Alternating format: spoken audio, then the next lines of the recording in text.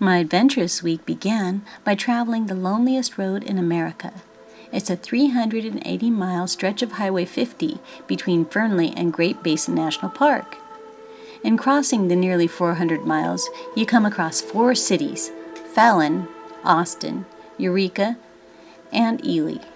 Many folks steer clear of this desolate stretch of highway, but I found it to be peaceful and meditative. The pictures don't do it justice. The view is panoramic. You are constantly surrounded by mountain ranges. The desert has a raw beauty all its own as you climb mountain passes, only to descend into yet another valley. I fell in love with Nevada in a whole new way. It was the perfect prelude to the week that lie ahead. We call it the Great Basin. This vast region of sagebrush-covered valleys and narrow mountain ranges, named for its lack of drainage. Its streams and rivers mostly find no outlet to the sea, and water collects in shallow salt lakes, marshes, mudflats, and evaporate in the dry desert air. It's not just one, but many basins, separated by mountain ranges, roughly parallel north to south, basin and range alternating in seemingly endless geographical rhythm. Broad basins hang between craggy mountains from California's Sierra Nevada to Utah's Wasatch Mountains. Congress created Great Basin National Park in 1986, including much of the South Snake Range, a superb example of a desert mountain island. From sagebrush at its base to Wheeler's Peak at 13,063-foot summit, the park offers streams, lakes, abundant wildlife, varied forest types, even groves of ancient bristlecone pines, alpine plants, and many limestone caves, including beautiful Lehman Caves. I must admit, I felt a bit like Bilbo Baggins running out of his home without a pocket handkerchief. I was alone and going to be far from home. I've gone places alone before, but this was the furthest away and for the longest period of time. I was both excited, like a Took, and apprehensive, like a practical Baggins. Which side would have their way with me this week, the adventurous Took or the reserved Baggins? We shall see.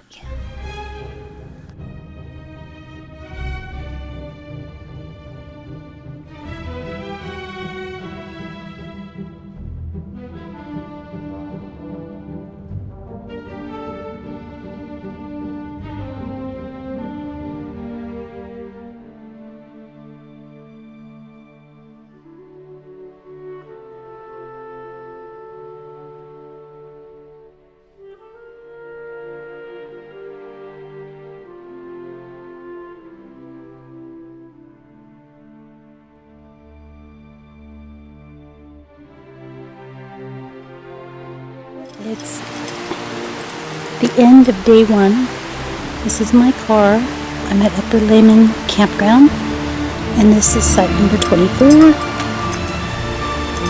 It's a really nice campsite, and it's right by the water source and the restroom. Pretty cool. As you can see, it's rather secluded. You have to walk down this little trail and cross that little bridge.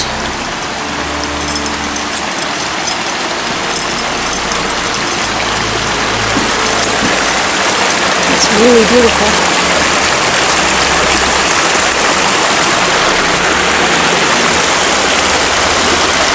Absolutely lovely. Lovely, lovely.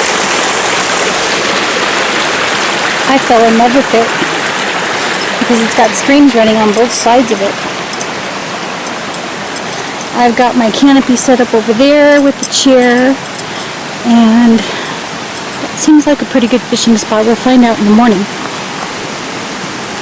This is my little reading and writing art table where I can just sit with the stream flowing next to me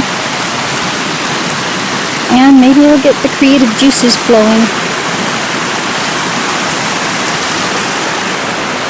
There's my campsite, Camp Jenny Elena. Little campfire going. I just had dinner, had some roasted weenies, and actually the rest of my dinner's on the table. I'm going to have that avocado and the orange. I had a cup of coffee from my percolator, which was wonderful. Yum yum, good coffee. With my new Great Basin mug. I'm ready for daily meditation with Max Lucado. And there's a new book that I want to read by Paul Bogard. It's basically about artificial light and how we have a shortage of darkness because of all the light we make on Earth. And yes, I'm finally going to read the Shadow Dawn, Shadow Moon, Shadow Star trilogy there. And first on my list, though, is A Man Called Intrepid. And there's the rest of my dinner. Haven't eaten it yet, but I will. There's my percolator. Here's my tent. It's all cozy. I should be plenty warm. There's the fishing rods and fishing gear. I didn't want to leave them out when I left earlier. And I'll be getting that ready so that I can fish first thing in the morning. Let's come and see the creek. So, very, very beautiful. As you can see, it's a little slice of paradise. I am loving it. And there's some spots downstream where I thought I could fish. They kind of look like spots Jack mentioned. And down here my chair is set up. So fingers crossed for tomorrow. Yep, it's beautiful.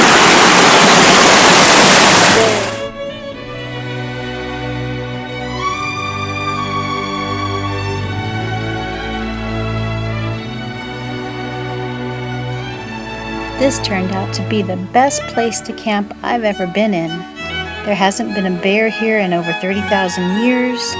There are no raccoons and no skunks, so I didn't have to secure the food at night like in other areas. And there were also no mosquitoes. Too cold. Wow. Couldn't ask for nicer than that. I had the best time relearning how to fish. It's been many years since I fished. Years ago, when I lived in Indiana, I fished with a cane pole. Fishing with a reel was challenging. I spent the first day or so getting tangled up a lot. Once I learned how to keep my line tight, I used a salmon egg with no weight, and I just let the bait drift downstream. And the brook trout and redbound trout loved it.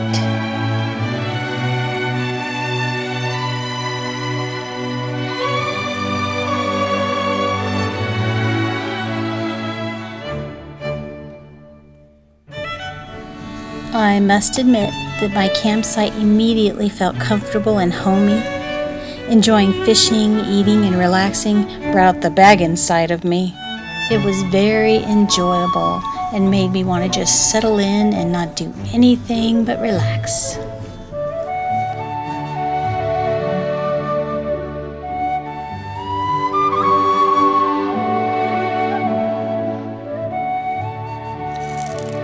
I've never camped somewhere that the deer have no fear and graze right by your campsite. The entire time I was here, I was visited by 2 or 3 different deer. Sometimes all at once, one at a time. They were different sizes, but they were beautiful and they seemed to have absolutely no fear of me. It was really cool. Nighttime was one of the best parts of the whole camping experience. Not just because campfire food is absolutely the greatest tasting, or because I did have a s'more or two, but because the nighttime is when the stars come out. And Great Basin is known to be one of the best places in America to view the stars. It has an observatory. They have all kinds of amazing events around stargazing, and they even have like nighttime hikes and all kinds of really cool things regarding, just enjoying the astronomy. So I really looked forward to nighttime, and man, was it ever beautiful.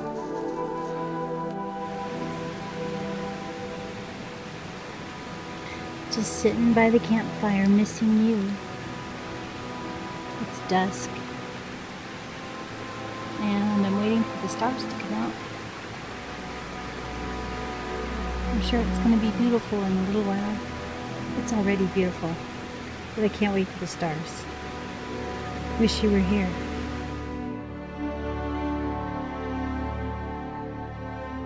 The following photos are by Wally Pacholka. He's a professional photographer who's won Picture of the Year 3 times in a row. His photos have been published by NASA as well as National Geographic, as well as Time Life, Newsweek, Encyclopedia Britannica. This photo is an original single image photograph with no double exposures or computer manipulation, and it shows what the photographer saw in the night sky. The images are time exposures that reveal perhaps 50% more light and color than the eye sees. His photographic images of the night sky over southwestern scenery have repeatedly graced some of the top publications. I think you'll agree they're very beautiful.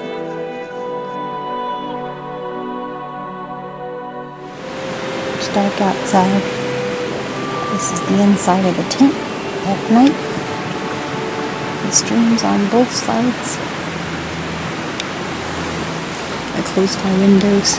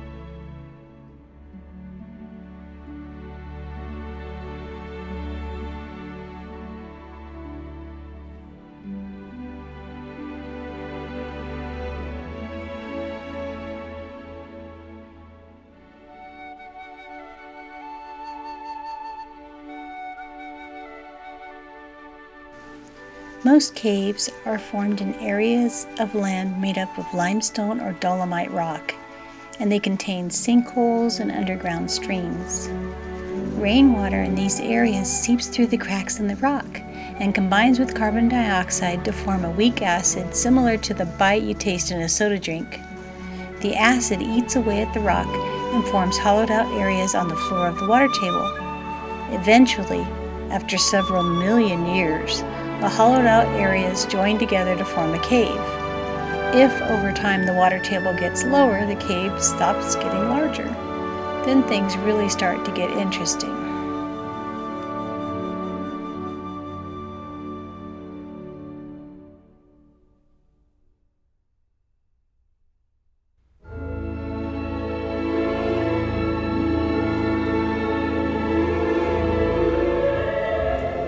Even after a cave is formed, rainwater continues to seep into the ground above it. As before, the water picks up minerals from the rock. As the water drips into the cave, it may evaporate and leave mineral deposits on the ceiling. Little by little, the deposits grow into icicle-shaped formations called stalactites. At times, water droplets fall to the cave floor and leave mineral deposits there. Eventually, the deposits grow to become pillar-like formations called stalagmites. With enough time, stalactites and stalagmites may join to form floor-to-ceiling columns.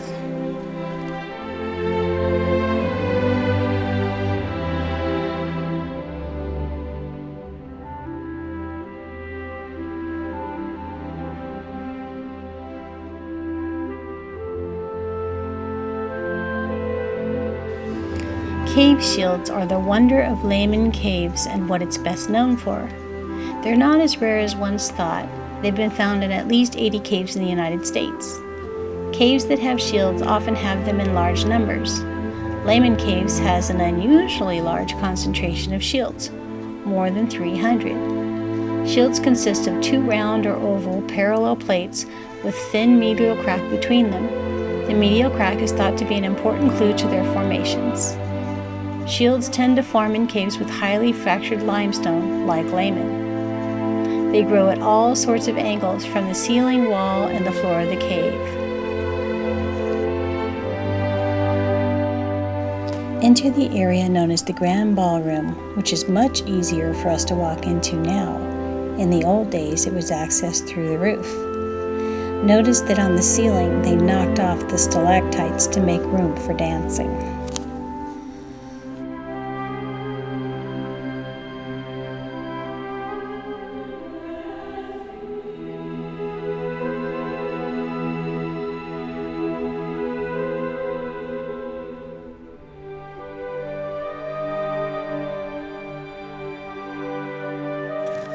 Advice from a cave. Breathe deep. Find beauty in unexpected places. Search inward. See the whole picture. Good things take time. Look beneath the surface and hang tight.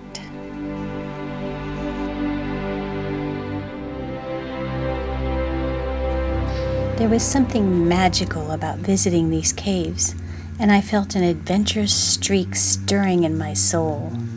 The kind of feeling that makes a hobbit, or a person, want to run away with dwarves and fight a dragon or something. Yes, the Took side of me was awakening. Far over the misty mountains cold, to dungeons deep and caverns old, we must away ere break of day, to find our long forgotten gold. The pines were roaring on the height, the winds were moaning in the night. The fire was red, it flaming spread, the trees like torches blazed with light. I had beheld the bedazzling night, emerged from cavernous splendor, and was soon discovering that Great Basin's mystique lay not only in what lay above and below the earth, it existed in her very bones, in every mountaintop, valley, and forest, with the most majestic of spectacles at its highest height, Wheeler's Peak.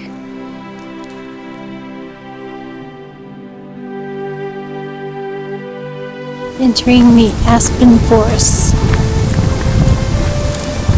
Very pretty prelude to climbing up that mountain.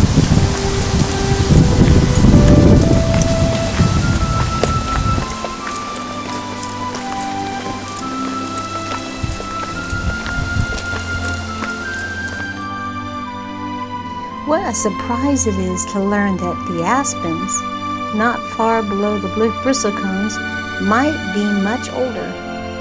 From an above-ground perspective, aspens grow quickly and die young, but the trees are not discrete individuals. aspens reproduce by suckering or cloning. Large stands of trees are connected to a common root system that sends up new stems wherever it finds light and good growing conditions. The tree parts emerge and die and emerge again, while the root part carries on perhaps for thousands of years. Researchers in Utah recently mapped a 106-acre stand of genetically identical aspens. The trees are all stems of the same individual, a 12,000-year-old organism weighing some 6,000 tons. From this angle, the mountain summit seems remote and formidable, but the North Ridge provides a reasonable route for hardy hikers. The Wheeler Peak Trail begins among aspen groves, then meanders through tundra meadows frequented by mule deer in the summer. The last section of trail balances atop loose quartzite boulders to the 13,063-foot summit.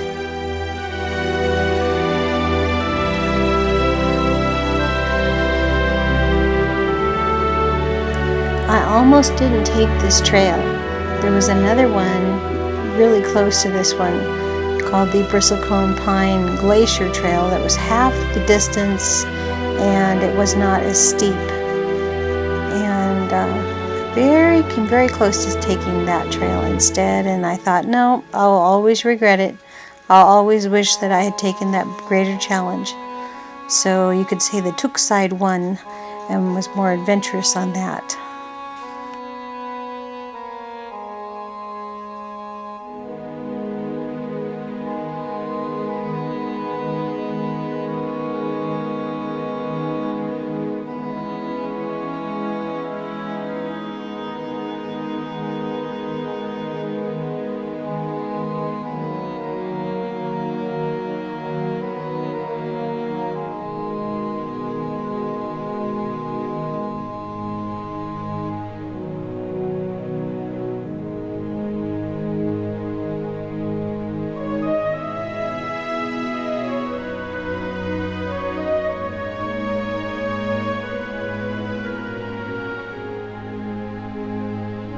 So this is the view from the top, just at the tree line. Well, I'm not at the top yet, but I'm just right at the tree line. Probably got another 1,000 feet to go or so before I get to the top. The whole valley's full of smoke from fires up north, Idaho and Elko. I just hiked up that ridge right there and up that rocky path. And over there, on a clear day, you'd be able to see the mountain pass as you come out of Ely. And then down below, I could see the windmills, but the pictures you won't be able to. There's windmills in that valley. Still beautiful, even it's full of smoke. Trees fade out around 11,000 feet, but the mountain stretches onward. Its quartzite core is plainly evident above the bristletone grove and the dramatic glacial cirque, where castellated pinnacles and frosty shadows hide an intriguing mystery, a body of ice covered by loose rock. Once a powerful and active glacier, this rock glacier is now a retreating remnant of a colder and wetter time.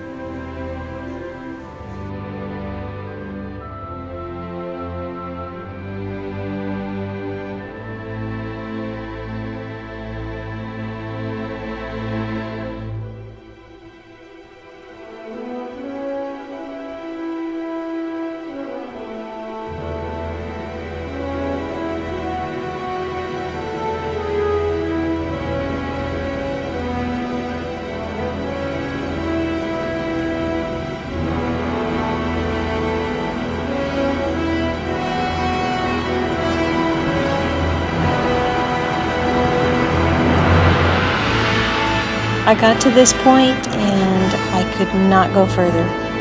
I could hardly breathe. The wind was blowing so hard that it was peeling back your eyelids, and if you were facing the wind, you couldn't take a breath. You had to turn away from the wind to breathe.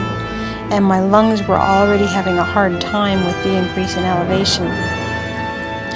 And the trail was hard to see as well. So I just felt like it was safer at this point to turn around, even though I was only about 600 feet from being at the peak.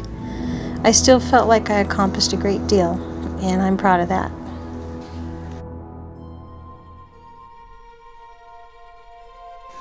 Coming back downhill was tricky. I thought it was going to be easier because going back downhill usually is. However, when you're hiking on this rock and it's slippery, going downhill with that wind and the steep hillside falling away every time you step on the rock, it was kind of scary. So I really took my time going downhill until I was beyond the rock trail and onto dirt trails again. And boy, then it was a lot easier. It's hard to believe I was just up there, right at the bottom of the peak, the last leg at 12,500 feet, and I couldn't go any further. Felt like my lungs were going to explode. What a cool hike, though. It's so beautiful here.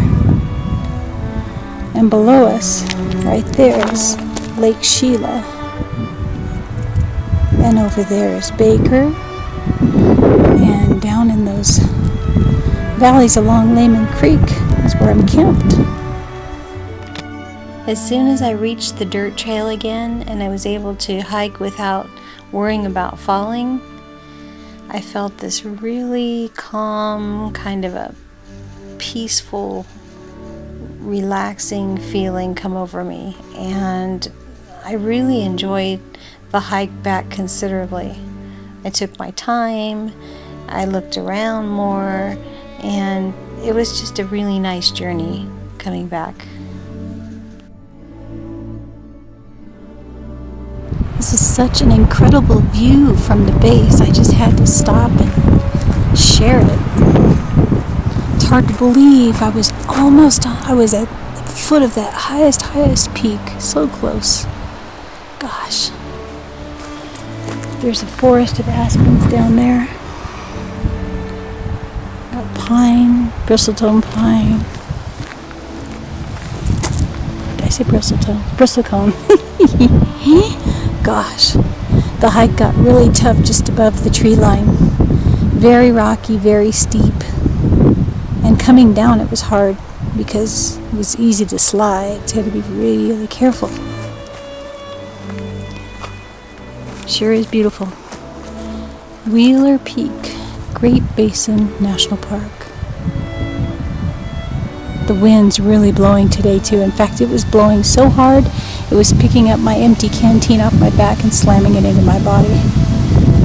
And up top there, whew, I had all 5 layers of my clothing on. It was cold.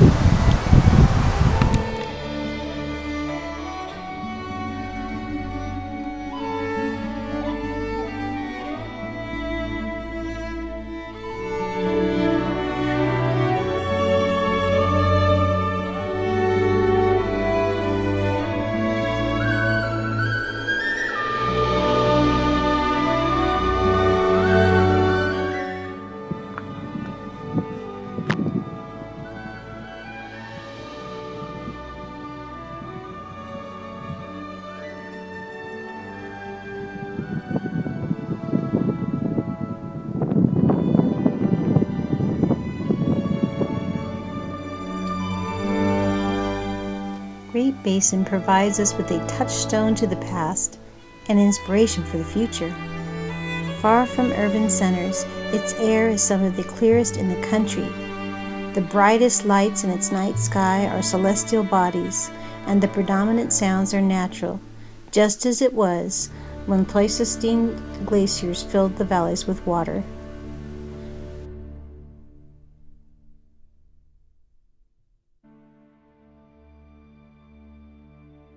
Down here one last time to say goodbye. Left the campsite just as I found it. Actually a little better because there was a little bit of trash left and I picked it all up.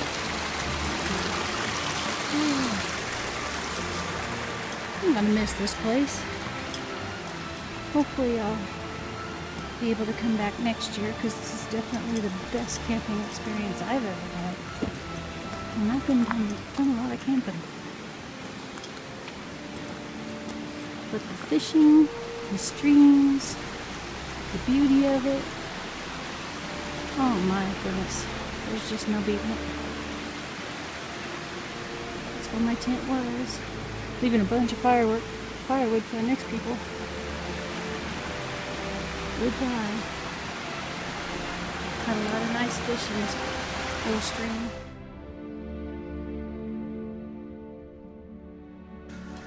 In solitude I've been thrice blessed by nature's lovely holiness. The stars entrance me by the night, bedazzling me with twinkling lights. The moon and stars and Milky Way, galactic dreams they did convey. Beneath the surface, dark and wide, entombed formations did abide.